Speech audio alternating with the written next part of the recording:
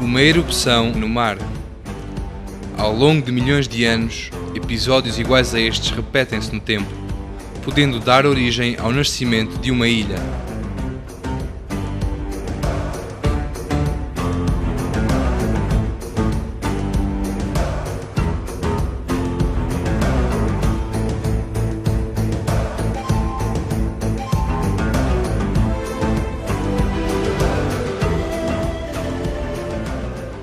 À superfície, o acesso direto aos materiais geológicos que constituem as ilhas vulcânicas permite proceder ao seu estudo e caracterização. No entanto, pouco se conhece ainda sobre os materiais que compõem o substrato imerso.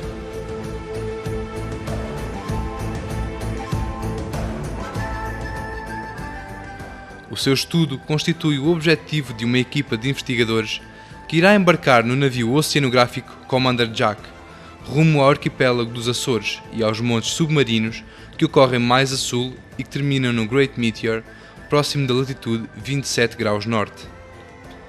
A campanha foi promovida pela Estrutura de Missão para a Extensão da Plataforma Continental de Portugal, e a informação que irá ser recolhida poderá revelar-se de grande importância para a pretensão portuguesa de estender a jurisdição do fundo marinho para lá da plataforma açoriana, como explica o responsável pela estrutura, Professor Dr. Manuel Pinto de Abreu.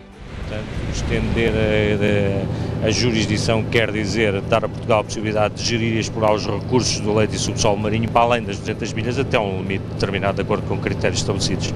Portanto, neste momento o que estamos a fazer é, dentro das possibilidades que há de ser proposta à extensão, que dizem respeito a essas possibilidades, à verificação de um conjunto de critérios relativamente à forma e à composição do fundo submarino. Pela primeira vez numa campanha deste tipo, foram escolhidos vários investigadores de diversas áreas: geologia, biologia, química, oceanografia, engenharia informática e biofísica, de forma a potenciar os vários projetos de investigação no mar em que estes investigadores estão envolvidos.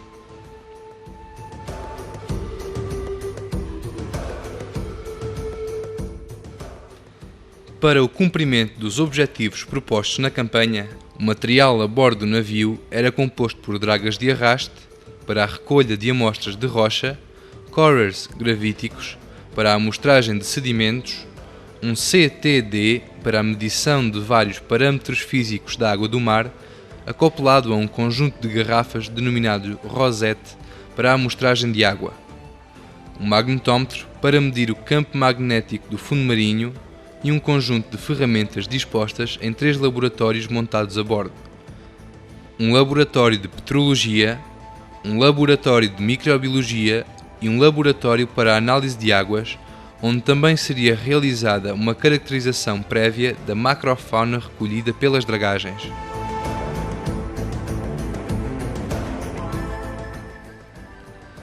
A primeira parte da campanha decorreu junto às ilhas de São Miguel, Terceira e São Jorge. O sucesso das operações efetuadas no fundo do mar depende, em grande parte, do conhecimento da batimetria. Esta fase da campanha baseou-se na informação já existente, a qual permitiu reconhecer em pormenor a morfologia dos locais amostrados pelas operações de dragagem.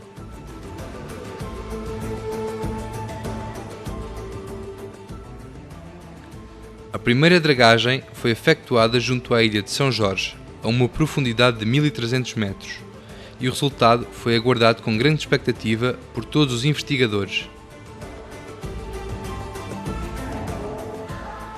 A operação obrigou a largar mais de 2000 metros de cabo e a uma vigilância constante do aparelho que mede a tensão no cabo que segura a draga, já que se fossem ultrapassadas as 10 toneladas, dificilmente se conseguiria recuperar a draga e as amostras para a superfície. Depois de uma longa espera de 3 horas e meia, a draga volta finalmente à superfície com uma quantidade apreciável de amostras do fundo do mar. Segue-se uma rotina de procedimentos para processar todo o material recolhido: pré-seleção das amostras, lavagem, descrição das amostras de rocha e da macrofauna, corte das amostras selecionadas e registro fotográfico. O restante tempo que ocupou a primeira parte da campanha foi passado ao largo da Ilha Terceira, sobre uma estrutura geológica denominada por Rift da Terceira. Um rift corresponde a uma estrutura na qual é focalizada a ascensão de magma oriundo do manto terrestre, possibilitando a criação de novos domínios de crosta e litosfera oceânica. Ao largo da Ilha Terceira, esta estrutura é limitada por duas cristas lineares, estando o seu estudo enquadrado nos objetivos do projeto EVOLVE, financiado pela Fundação para a Ciência e a Tecnologia. As dragagens efetuadas no eixo do Rift, bem como sobre as cristas vulcânicas lineares, poderão revelar informações importantes relativamente à dinâmica do manto terrestre subjacente aos Açores. Poderão as cristas vulcânicas ter sido separadas por alastramento oceânico ou correspondem apenas a fases diferentes de evolução do Rift? A primeira impressão trouxe, contudo, algumas surpresas. A quase totalidade das amostras recolhidas em cima de edifícios vulcânicos situados no eixo do Rift tinha uma origem sedimentar, sugerindo que a taxa de vulcanismo ao longo do eixo possa ser muito pequena. De resto, esta observação parece fazer justiça à classificação do Rift da Terceira como um rift de alastramento ultralento, interpretada por vários investigadores com base em informação geofísica. Na crista situada mais a sul, foram recolhidas amostras com inúmeras cavidades que, em alguns casos, sugerem que tenham constituído canais de circulação de fluidos hidrotermais associados à atividade ígnea.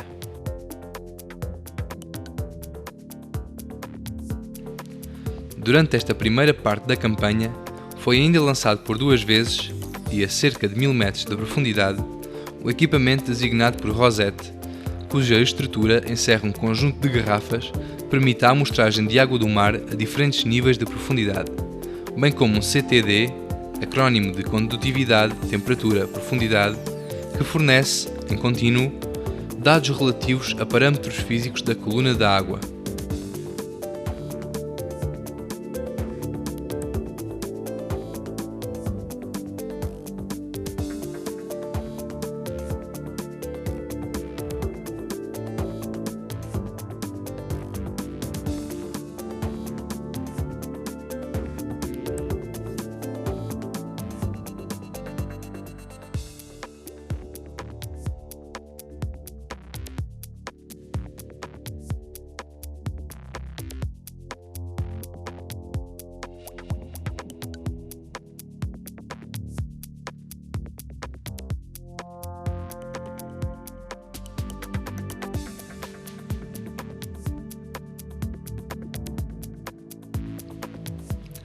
Na bacia de Hirondelle, situada no eixo do Rift da Terceira, realizou-se uma operação de recolha de um corer de sedimentos, a qual foi efetuada com sucesso.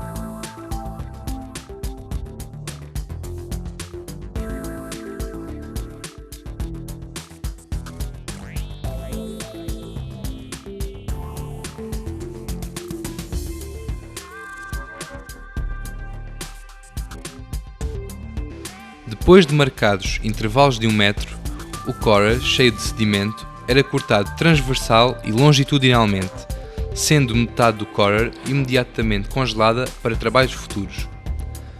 A restante serviu para a amostragem dos vários níveis distintos de sedimento, tendo em vista a caracterização da população de bactérias existentes, bem como da concentração de mercúrio existente.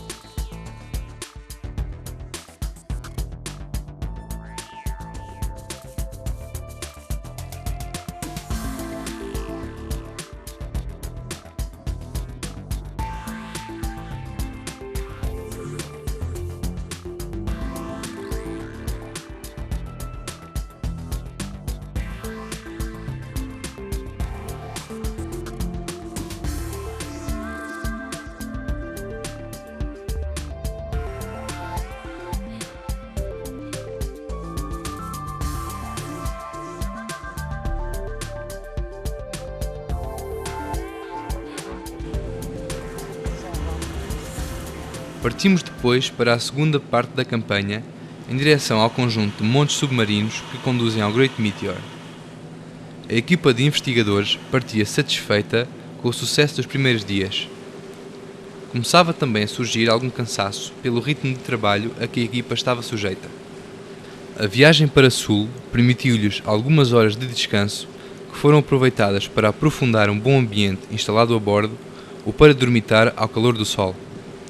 A fadiga rapidamente dá lugar ao entusiasmo quando surge a oportunidade de observar um grupo de golfinhos que decide acompanhar o barco durante algumas milhas.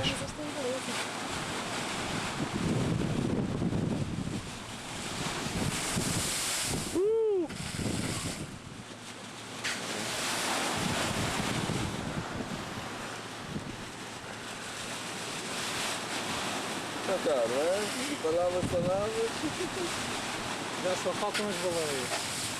As baleias vamos ouvir. Nasce um novo dia, mas as tarefas a bordo permanecem inalteráveis. É preciso lançar a draga para a recolha de amostras do novo monte submarino. Ao contrário da informação batimétrica de pormenor que serviu de base para efetuar as dragagens junto às ilhas açorianas, não havia informação pré-compilada sobre a morfologia do fundo marinho da nova zona de estudo. Aqui, era fundamental atender ao processamento que ia sendo feito em tempo real pela sonda multifeixe. Periodicamente, eram efetuadas operações com o perfilador da velocidade do som na água, normalmente designado por SVP, de forma a proceder à medição correta da profundidade que permite posteriormente calibrar a sonda multifeixe. A informação acústica que é processada a partir da sonda fornece uma imagem tridimensional do fundo marinho, como é explicado pelo investigador responsável pela campanha, professor Dr. Nuno Lourenço. No meio temos o navio. Do lado esquerdo temos uma série de painéis que são um pouco mais complicados de perceber, e embaixo do lado esquerdo temos o trajeto do navio para cada ping, temos uma soma de pings, e vemos o que é que se passa a estibordo e a bombordo do navio. A bombordo na zona plana, a estibordo o relevo que vamos começar agora a dragar. O mesmo aqui em cima. A análise de toda esta informação é decisiva para planear o lançamento da draga, como seja a profundidade a que se deve iniciar a operação ou a extensão de cabo a soltar depois da draga atingir o fundo do mar. As operações foram-se sucedendo hora após hora e dia após dia, ficando marcadas por várias dificuldades.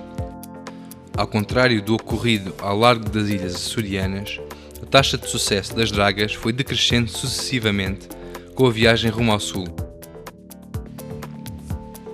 A ausência de amostras do interior da draga já era amassadora, mas a draga ficar sistematicamente presa no fundo era uma autêntica fonte de tensão para toda a equipa envolvida na operação.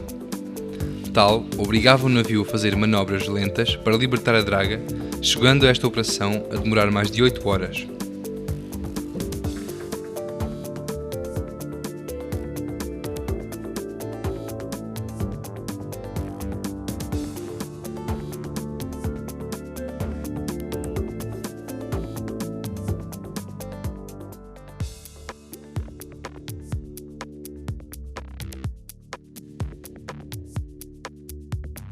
Algumas vezes, o conteúdo da draga era maioritariamente constituído por macrofauna marinha, como esponjas ou corais, dando lugar ao contentamento das biólogas presentes a bordo.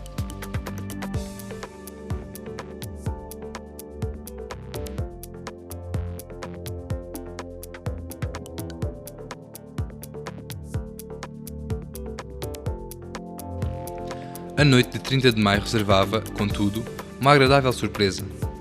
Após termos descido a draga cerca de 3 km de profundidade e de algumas horas de espera, a draga voltou à superfície com uma amostra do fundo do mar de dimensões dificilmente expectáveis.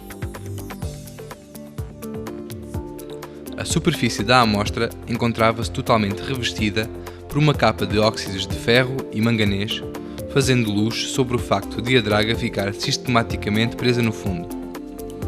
A equipa de geólogos não escondia a satisfação por ter novamente amostras de rocha para processar e descrever.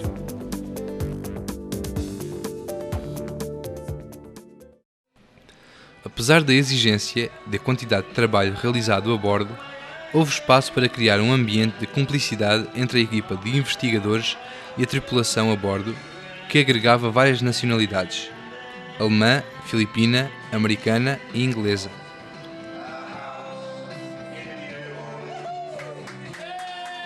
Os concursos de karaoke passaram a fazer parte dos momentos de pausa e de descontração, nem sempre com grandes prestações por parte dos investigadores nacionais.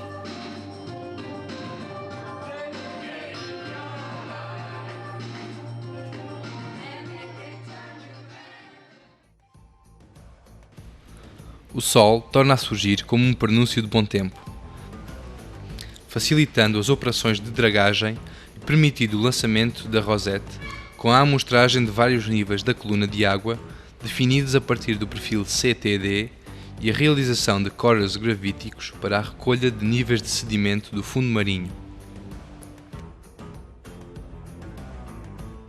As amostras de água eram processadas de acordo com os parâmetros químicos a determinar, atendendo-se, em particular, ao tipo de filtro usado para a separação das frações particulada e dissolvida e ao método de preservação específico para cada parâmetro, nomeadamente para a concentração de metais, nutrientes e clorofilas.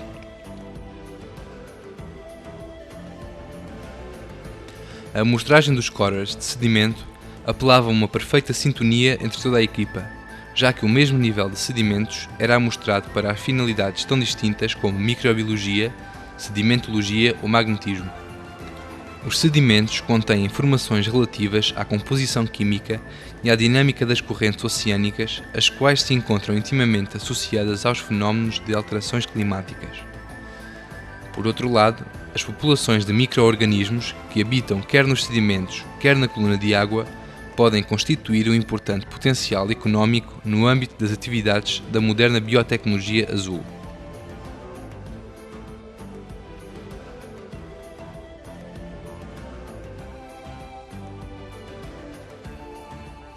O início do mês de julho trouxe consigo o mau tempo e o aumento da ondulação, que chegou a atingir os 5, 6 metros.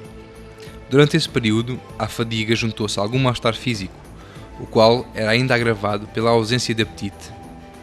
Durante esses dias, a equipa tentou descansar o mais possível, já que o mau estado do mar não permitia que fosse executado nenhum tipo de operação.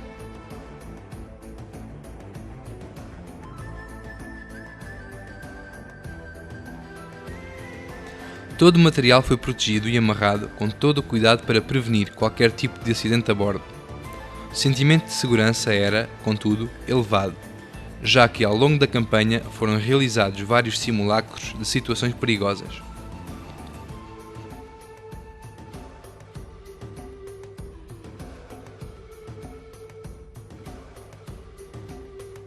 O mau tempo passou ao fim de alguns dias de viagem, sendo a última operação de dragagem efetuada sobre o Monte Submarino Plato. Esta última dragagem permitiu recolher amostras constituídas unicamente por crostas de ferro e manganês, com vários centímetros de espessura, que poderão constituir uma fonte importante de metais como o cobalto ou o níquel. O balanço da campanha foi ainda realizado a bordo com toda a equipa presente, ficando a convicção de que a maior parte do trabalho terá agora lugar em terra firme, com o tratamento de várias toneladas de material mostrado.